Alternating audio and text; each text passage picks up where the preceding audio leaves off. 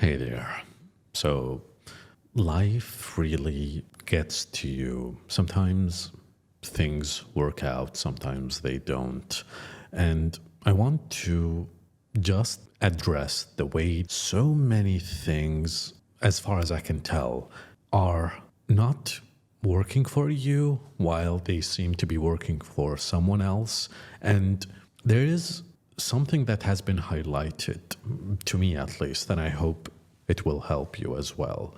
And it's the fact that so many things are missing from you that seem to be working for others, seem to be the case as well for others too, that to them there are a lot of things that are missing. And perhaps if you would go to them and view life from their perspective and embody the way they feel and the way they think, you realize that to them there are a lot of things that are missing, and they are looking, perhaps maybe they're not, but they are like it highlights to them that there are others who have what they are missing.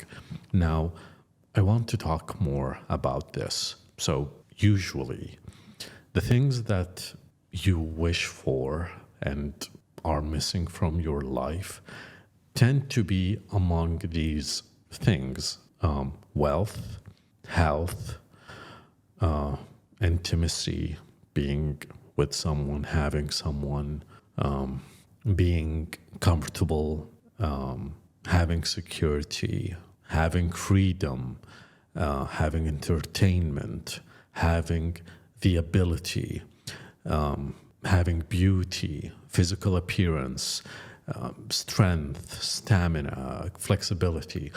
Anyway, skill. Anyway, the list goes on, and some of these things are fundamental, like health, like wealth, stability, and also intimacy, having someone in your life instead of being alone. Now, some of them are fundamental, and some of them are, I would consider them additions, something extra. Now, here's the thing. To you, what you're missing makes your life feel incomplete. And when you look at someone else who has exactly what you wish for, it feels like their life is complete because you're comparing what you're missing to what they're having. So there's a very high saturation and contrast between what's missing from a perfect life and what they have. However, and God, it's so fascinating the way that on the surface, someone seems perfect. They're having it all. They're living the life. And I'm going to get to what the life is in a minute. And that's it. There's a cover. It's like a book. Imagine a book, and the cover is so beautiful. The cover is perfection to you in your eyes. However, when you open the pages and you look at the details of their life, obviously it's not easy to do that. It's not really a book. You can't go to someone and be like, hey, show me what's going on with your life. Even if you talk to them, even if you become good friends with them, sometimes they hide it. Maybe they're a private person. Maybe they have parts of their life that they don't show to others. Maybe only their family knows about it, about them. Maybe only they know about what they're going through. However, anyway, I digress. So if you're not lucky, no. If you manage to peek into what they're dealing with, maybe they confine in you. God, it's like you opened Pandora's box, and you realize that maybe they're facing hardship. Maybe they're insecure. Maybe their life feels empty. Maybe they have the thing that you're missing, but they're missing everything else. Maybe they have what you're missing and a few other things, but they're missing things that make their life miserable, dark, empty, sad, hollow. It feels like, hey, on the outside, it's perfect, but something here is missing. I'll give you examples. Examples tend to serve in pointing out what usually I talk about. So let's say, and this is a cliche, but bear with me. Let's say someone is studying and they don't have any money. They would look at someone who has a job and they have money and they'd be like, oh, they have it perfect, whether it's a guy or a girl. Or someone is studying, they have no money. Someone else is studying, but they're rich, they have money. And they'd look at them and be like, this person has it all. They don't have to worry about the things I'm worrying about. Now, sure, I used an example as someone studying and having no money. It is the same thing on everything. Someone who has a job, but they're, let's say, alone. They're lonely, not just alone, lonely. They would look at someone else. I'm not sure why I said have a job, but anyway, they would look at someone else who has someone and they also have a job. So there's a comparison, and there are missing pieces and present pieces on the other side. So they're missing the lonely part, and this person, same characteristics, has someone, and they have a perfect life on the surface.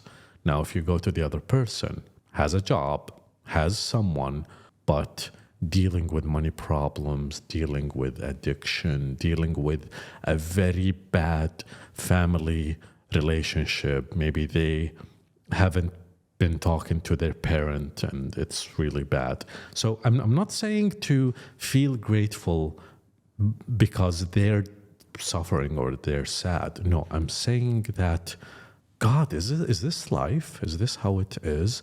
You are always chasing something, and who knows, the moment you grab it, you still feel empty because something else is missing. And I'm getting close to the domain of talking about how something exterior from you will never make you fulfilled unless it comes from within you, unless you find fulfillment and clarity and peace from within. And that is very true. I would preach that. Maybe I already am preaching that. So here's the thing. Let's talk about this. So it's always the case that, maybe it's always the case, maybe it's not always the case. It feels like something is missing from your life, and maybe you feel like you're in a race and you're getting older. You're missing out on things that you should have because someone who is younger already has it, and it feels like you're running out of time, and it feels like the things that you wish for, the things that you want, are slipping away from you, and you're gonna end up broke, lonely, sad, miserable, a liability. Everyone's gonna hate you, nobody's gonna love you, and you're gonna go into the distant darkness. You're gonna fall into the abyss, and life will be over for you. Now, there's a fear. There's a fear. You're fearing something is going to happen. You fear that, oh my God, what's going on? Why is my life not working the same way the script that I was thinking life works? It's not the same thing. Why am I not, by the age of 17, why am I not a graduate? By the age of 20, why am I not holding my master's? By the age of 22, why don't I have a PhD and, I don't know, whatever is set up in your mind that this is the way life works. And is that really how life works? I mean, as far as I can tell, life it's chaos. And we've tried to hold on. Life is a balance between chaos and order. I'll say that, but bear with me.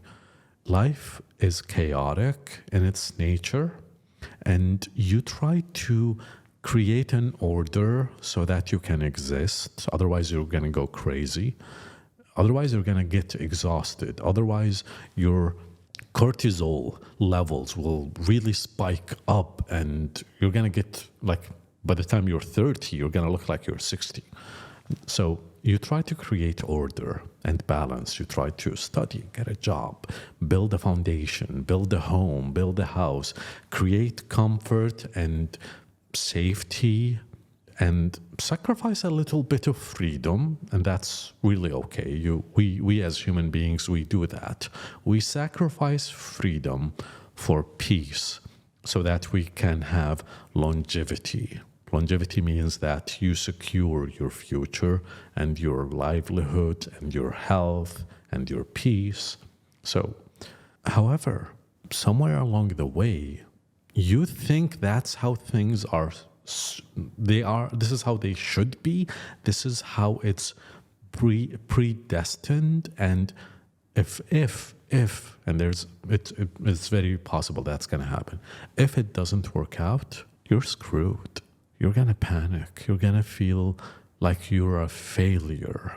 And God, it's a terrible feeling when you think you're a failure, because the standards are you have to succeed in several things.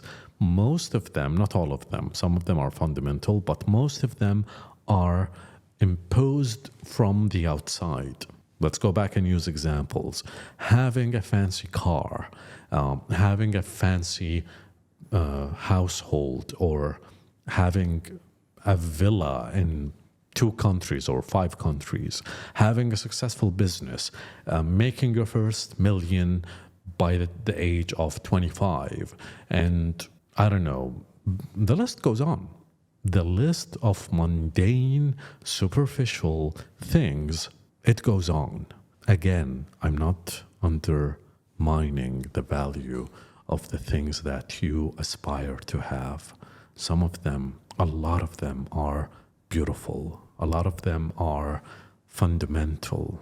Being with someone, having someone who loves you and you love them back, building a family, building a sustainable foundation for your loved ones, for yourself, being able to give to society, being someone who is a functioning member that supports the ones they love. It's beautiful, and I get it. It's scary and terrifying when you feel a shortcoming in you, when you feel like you are a failure.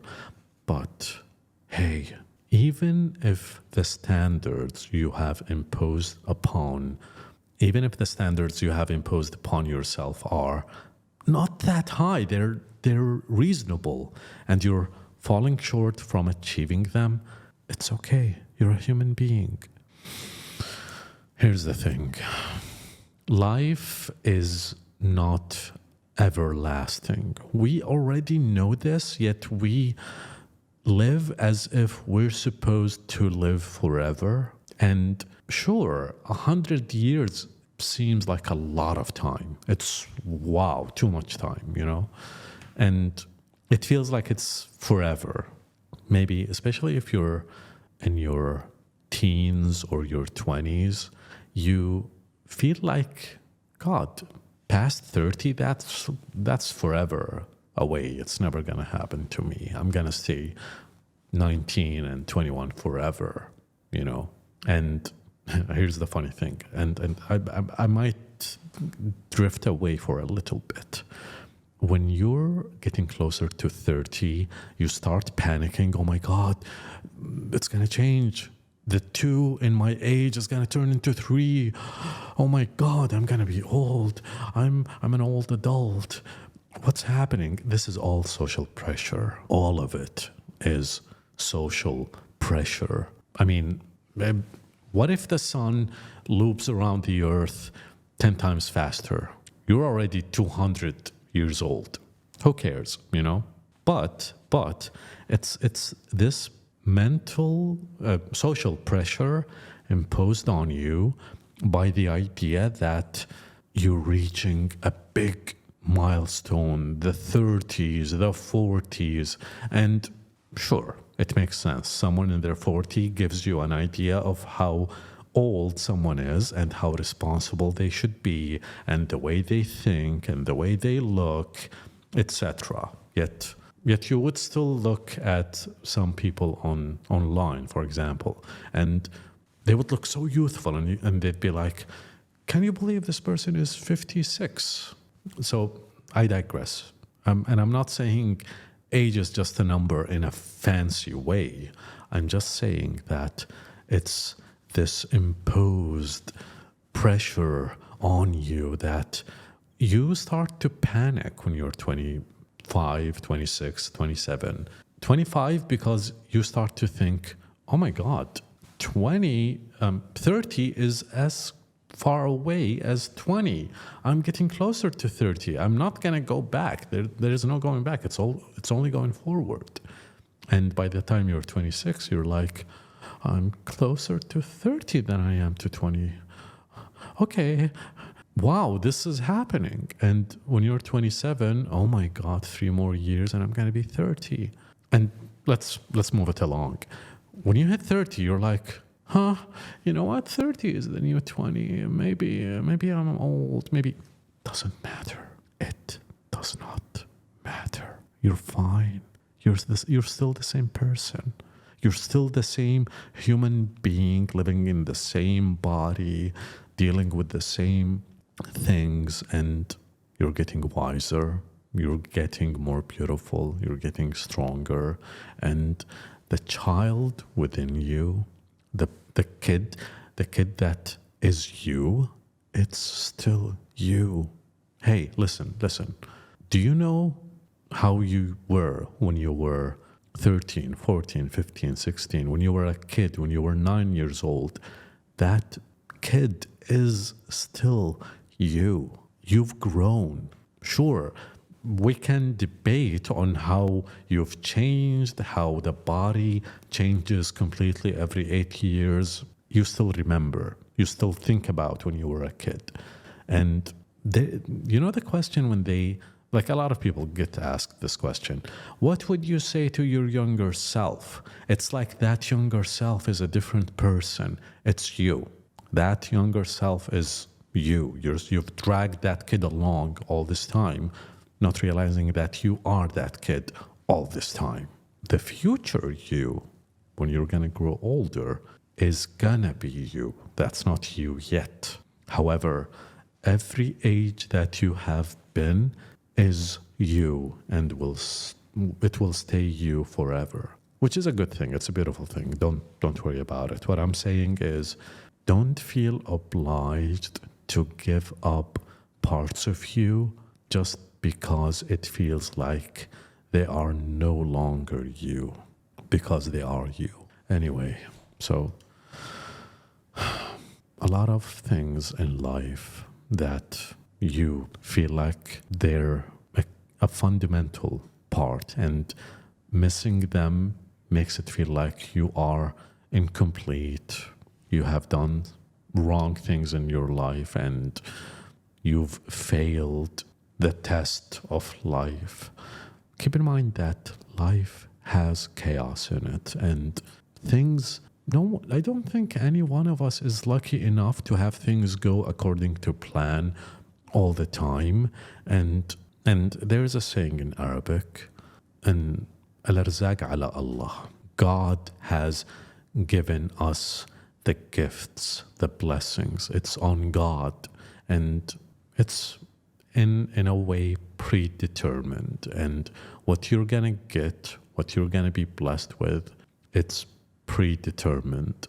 Now, you as this humble existing human being with your limited capacity, you try, you do what you can. And sometimes you think, hey, I hate myself for not trying hard enough. I hate myself for not hustling and getting that Sigma grind set going.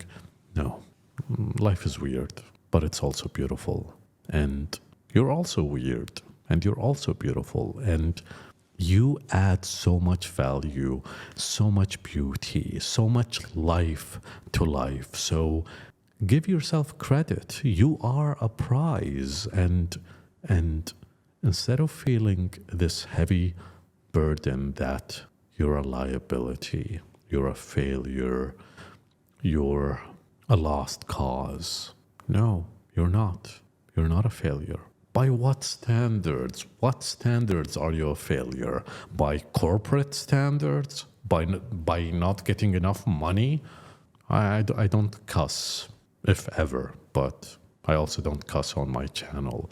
But that's it. Pieces of paper.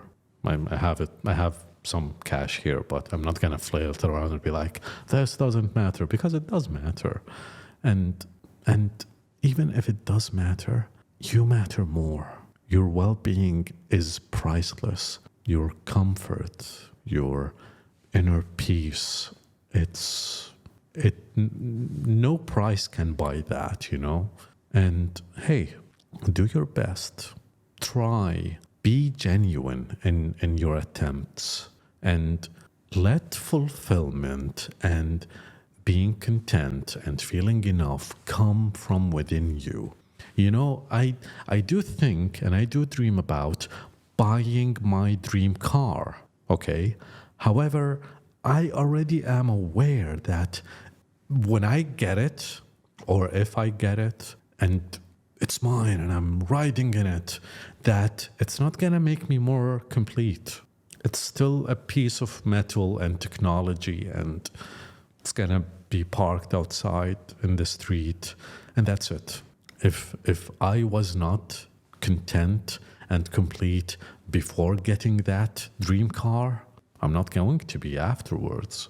Now, the other things that are so valuable, such as having a partner, meeting the one, or meeting someone who will be the one. Now, that is beautiful. That is fulfilling. However, if you're not content already from within and you meet them, you put such a heavy burden on them and such a gamble on your part that if they miss out, or they, go away, or they're not doing exactly as you wish they would do, then hey, you're in for a lot of pain, because maybe they're not as loving as you are. Maybe their love language is not the same one as you want. If you're not complete from within and you're not fulfilled from within, then you're going to be like, listen, you need to give me love. You need to make me feel fulfilled. Obviously, you're not going to be like this, but you're going to feel empty, and you're going to be thirsty and hungry and hoping they will feed you and hydrate you, metaphorically, obviously. So, yeah, that's it. Take care of yourself and be well. And remember, again, you are beautiful and you are enough. And contentment and being fulfilled and being enough, it comes from within. I'll see you next time.